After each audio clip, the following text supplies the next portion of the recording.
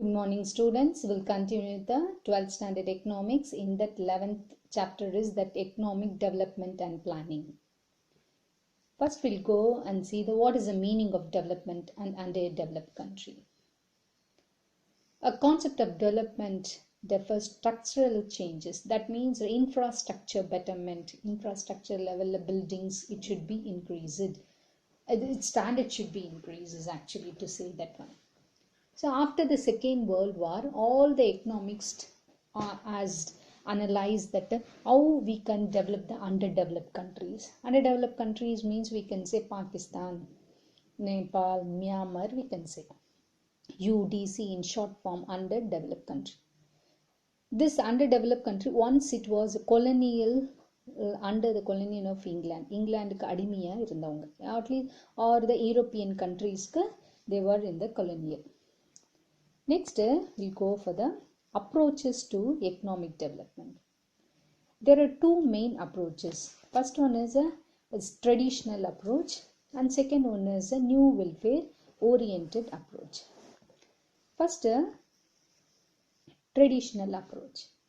That means traditional approach means mainly their aim is to increase the GNP, gross national product, and to decline their whatever the investment in the agriculture field.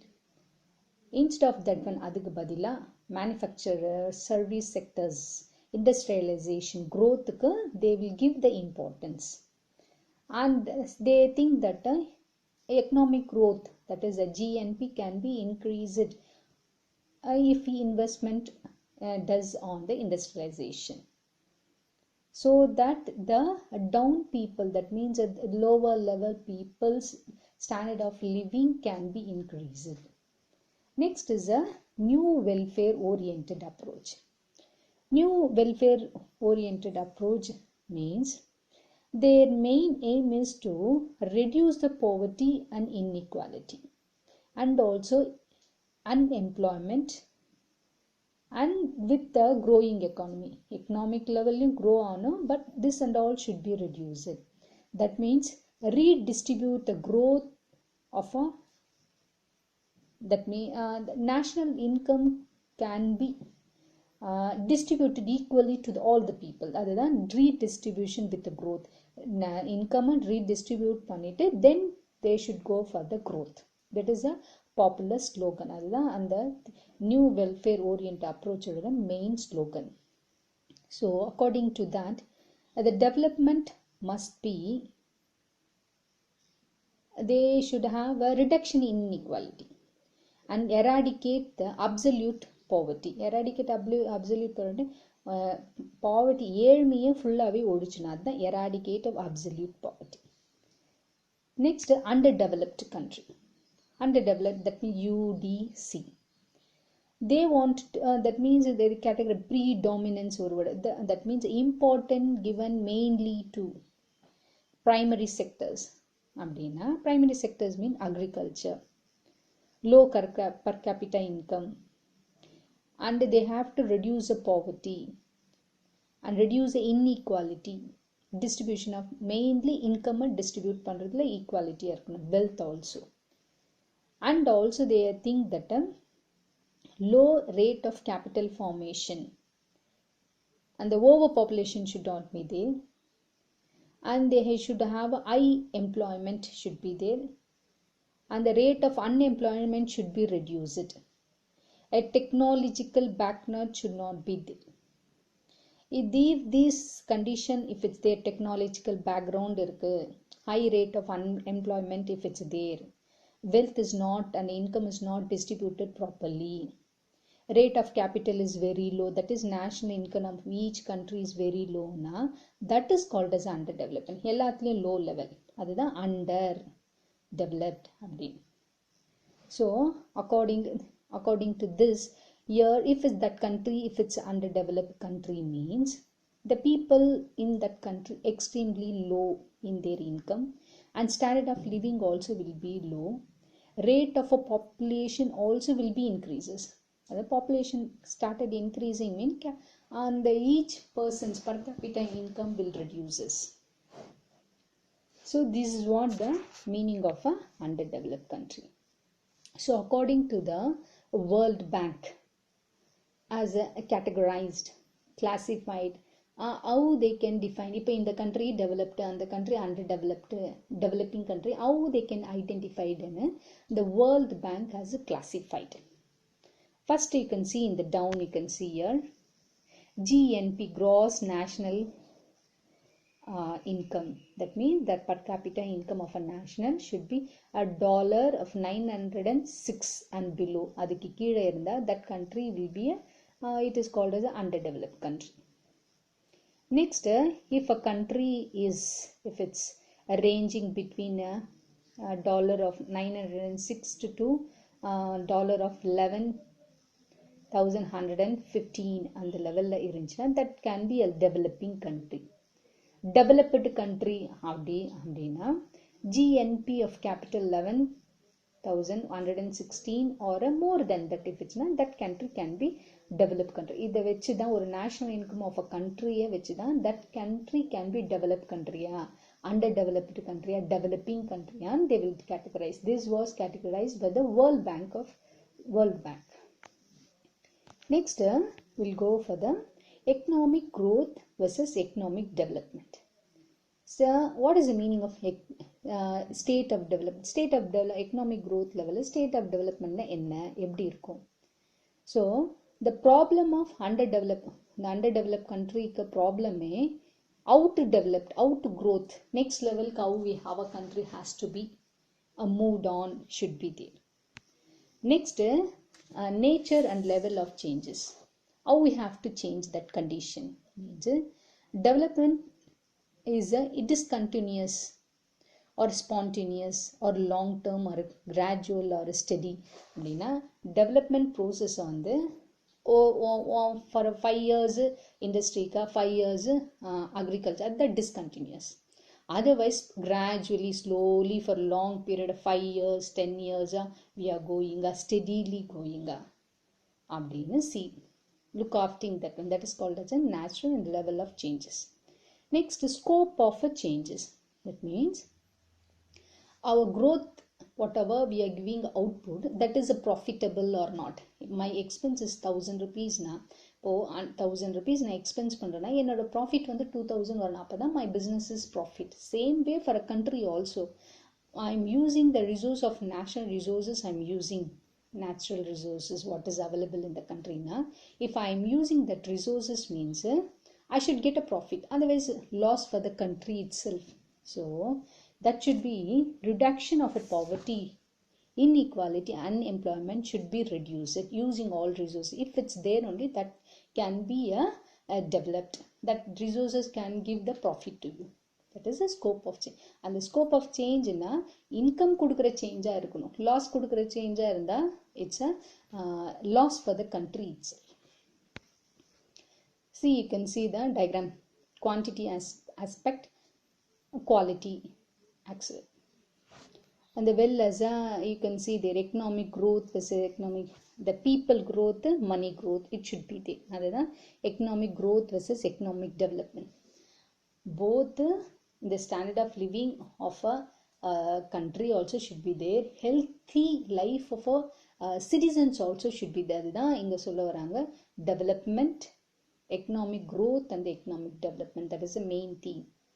Next, we go extent of change. That means the development wider should be mean growth plus structural change. That's what the development of a country should be both the structural building, construction, infrastructure, also the development. It also shows that our country is developing. By India ways railways, electric metro trains we have. When compared to Japan, USA, means we are backward only. So that infrastructure, transport facility, all modernized technology, we should adopt it.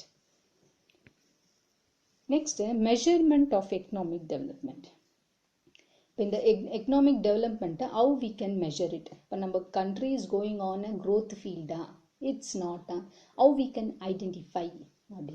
That is called the measurement of economic development. First one is a gross national product. that is GNP. Means goods and services produced within a year. ஒரு வருஷத்துக்கு எவ்வளவு goods and services we are producing. And also plus adding national, that is the income of an individual citizen. ஒருத்தரோட income, நான் சம்பாதிக்கிறேன்னா என்னோட income, அது மாதிரி each individual citizenோட income, the countryயோட goods and service 1 yearக்கு production plus each individualோட citizenோட income, if that citizen in India or otherwise is abroad, non-residential, our income in India but he is earning the profit from other country, that also should be increases. So GDP only using the GDP only identified a country is growing path, it is there or not, we can identify. So GNP leads the higher quality of living. If a GNP gross national product, if it increases now, individual income increases. Income increases means standard of living of each people also will be increases. Next, GNP per capita. That increase in per capita real income of long period. 1 year we are saying that income should be yearly it should be increased. In this year increases, next year is the decreases, we cannot consider. It should be increases regularly, long period of time. It should be increased. That shows that our economic is growing path. It is in the growing. So real per capita income should be higher than the population. Population increase ஆகிறதுக்கு more per capita income should be there. Our per capita income is less, our population more, now we will become a poor country, underdeveloped country will become. So the main aim is to reduce the population. If you reduce the population, automatically each individual income also will be increases. So that's what. Next, welfare economic. Welfare economic in the sense increasing consumption of goods and services of individual. Each individual, how they spending their money. If they are able to spend the money, இப்போ நான் செலவு பண்ண முடிஞ்சா, அப்போ I am earning a more earning. இப்போ எனக்கு நிறைய சம்பளம் இருக்கு, எனக்கு income இருக்குன்னு meaning. That's what they are telling. You are capable to consume on goods and service means your purchasing power also will be increases. So it shows that you are sustainably improved. அப்படின்னா தரமான increase ஆயிருக்க economic levelல அப்படின்னு we can identify. So this includes both, not only the money but also healthy, literacy and also standard of living also should be increases. That's what a welfare. Next, a social indicator. That means basic need of we cannot consider the few sector or panakara or 10% of people population is standard of living is very high, so we can consider that country can be developed country. We cannot identify the basic need of who are in the backward classes, lower level people, their basic needs are fulfilled or not. Like health condition, education, food, water, sanitation, housing facility, all will be given to that backward people. If it's there only, we can consider that is a social indicator. That also shows that your country is developing. Next is determinants of economic development. So a country, it's a economic development, it is there means what are the conditions should be there. ஒரு country develop country ஆனால் எதெல்லாம் பார்க்கணும், இந்த indicator இதெல்லாம் வச்சு தான் ஒரு country develop கண்ட்ரியான identify பண்ணுறது. So that is what determines. So according to economic should be they social, political and also the religious factor. Point out religious factor, that equality of religions also should be there. Then only we can consider the country has to be a developed country. That means equal right has to be given to the people. That's what the main theme. Next, using this one, they can be categorized into economic and non-economic factor. First, we'll go and see the economic factor. This is a chart of economic and non-economic. First one is a economic factor. First one is natural resources.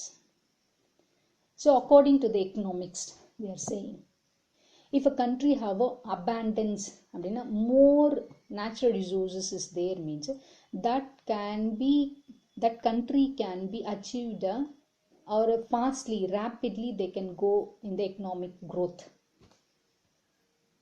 But it was adverse. Economics adverse. We can see the Japan natural resources not so much as India has. But then also the Japan has a fast economic growth using the technology. But India has a more of natural resources there. But we are in the still poor. Next is a capital formation. Capital formation refers to the additional existing stock of capital.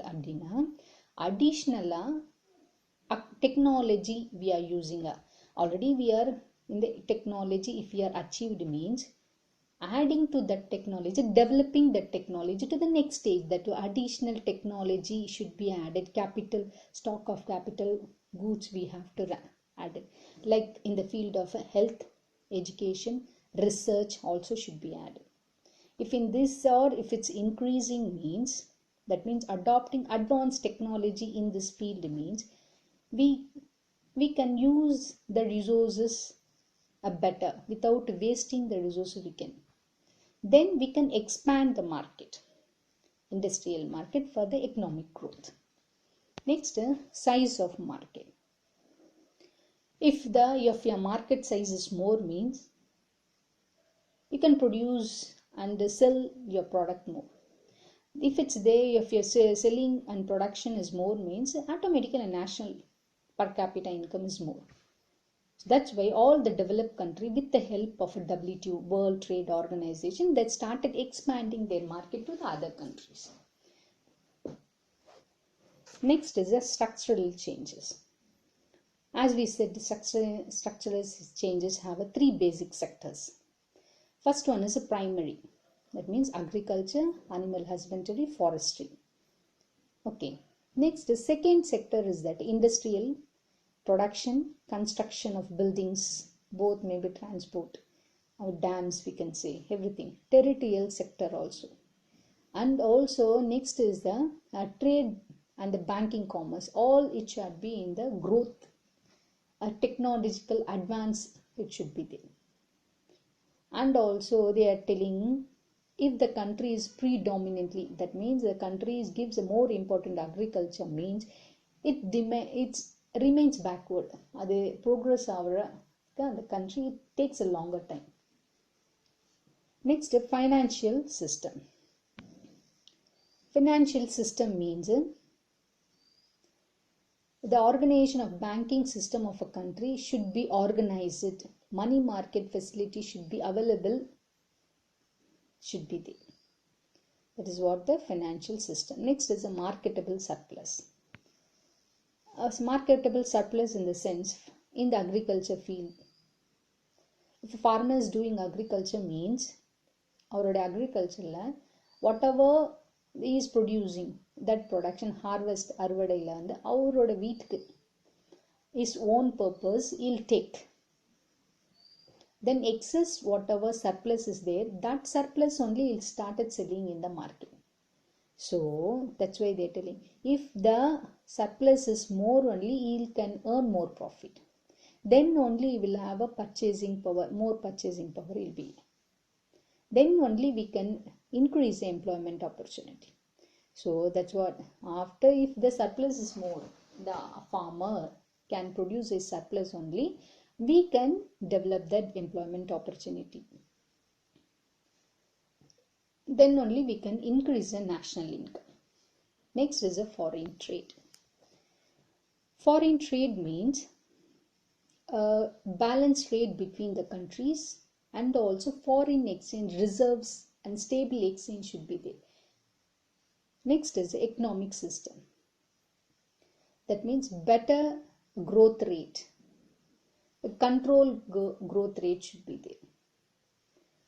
That means we laissez-faire, free market mechanism should be there. More restriction if you do means the foreign countries cannot launch their industry in the country. If you give a facility or a restriction, if you reduce means many country will come and do. But this facility cannot be acceptable by all the country. Few can accept, few cannot be. Next, we'll go for the non-economic factors. In that first one is the human resources. Human resources in this human capital. That means if a country is human, that means individual manpower, if it's healthy, if it's educated, then it'll be skilled labor. If the manpower is a skilled labor with a knowledge means whatever the production, what is producing, that will be the skilled one, is a capable one, it will quality one will be there. So expenditure on the health, education and social services should be increases. If a labor is efficient and skilled means the economic growth of a country will be high. A better example, China and Japan we can say. Next, the technical know-how. In the field of a technological knowledge and the research knowledge, if you are in the advanced stage means we can achieve our country in the path of economic growth. This is said by this computer economics, great economics as defined. Next, the political freedom. So Dadabhai Naoroji explained of a classical work, poverty and unemployment will be in the country because of British rule in India drain all the resources. Major resources they started drain. That's why in India still we are in the poverty. It was said by the Dadabhai Naoroji. Next, the social organization. So here the people show the people they feel that whatever their earning, whatever they're paying as a tax, that tax amount, utilization of that amount will fairly distributed, equally distributed to the mass people means they will accept. Otherwise, if they are not distributing properly means benefit is not coming properly means the growth is not there means the people won't accept that. That means the majority of people will be poor only. So that economy is called as a crony capitalism. That means தப்புக்கு துணை போகிற capitalism ஆகிடும். So the taxes and the revenue of a per capita national income should be distributed equally. Not majority of only one sector of people should not be benefited. All the people below poverty line of a people also should be benefited. If it's not there means that country is called as a crony capitalism. Next is a corruption-free administration. If a country should restrict the corruption. If they are not restrict the corruption means they cannot give a fair trade. They cannot do the fair economy. Then they will exploit the whole national resources. Then they cannot grow in the field of economic growth. It will hamper for the economic growth. Next, desire for development. That means the people, those who are in that country, they should have a desire to develop. Our country when they develop ஆகணும், and the people of a citizen should think that they should have that ஆவல் இருக்கணும் அப்படின்ற ஆசை இருக்கணும், அந்த ஆசை. Otherwise that most of the mass of the people accept ஐயோ இதுதான் நம்ம poverty, this is our fate அப்படின்னு if they think means it is very little scope to develop. Next, moral and ethical social value. That means according to Douglas C. North, if people are not honest in the market means they cannot do the market properly. Then they cannot do the manufacture and production won't be a stable one, quality one. Then they cannot be going the economic growth. Next, casino capitalism. The people spend more on liquor, சூதாட்டத்தில் they illegal activity, if they started doing, the country also will suffer and the people who are citizens also will suffer. This was given by the Thomas Pricky, economics, has said that. Next is a patronymial capitalism. For example, if a father has a asset, means that asset will be transferred to his son or a daughter. That daughter and son won't have a value. They don't think that what is the value of that asset. அவங்க parents கிட்ட வர ப்ராப்பர்ட்டியோட value அவங்களுக்கு தெரியாது. If that is the case, means they don't have a hard work because the children don't know the value of that asset. If it's there, means productivity will be low and they won't work hard. This is what said by the economics Thomas Pricky. So these are all about the classification of economic factors and non-economic factor. Next class we'll continue with the other topic. Thank you.